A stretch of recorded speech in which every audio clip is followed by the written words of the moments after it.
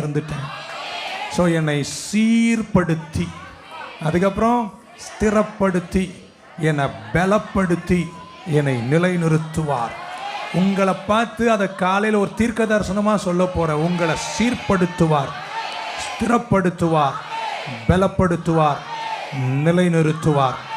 He will perfect you, He will establish you, He will strengthen you. இந்த சென்னையில் உங்களை கர்த்தர் செட்டில் பண்ணுவார். நல்ல ஒரு அலையிலையா சொல்லிடுங்க பார்க்கலாம். அது எப்போ பண்ணுவாராம்? பாடு அனுபவிச்ச பின்பு. பக்கம் காலம் மாறிடுச்சுன்னு சொல்லு. துன்பத்தை கண்ட வருஷங்களுக்கு நிகராக இன்ப வருஷங்களை தருவேனார்.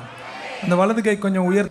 ஆமென். உங்கள் துன்பத்தை, ஒரு நாள் துன்பம் கர்த்தருடைய சமூகத்தில் கண்ணீர் வடிச்சிருந்தா, இன்னைக்கு காலையில் என் ஜெபம் என்ன தெரியுமாங்க?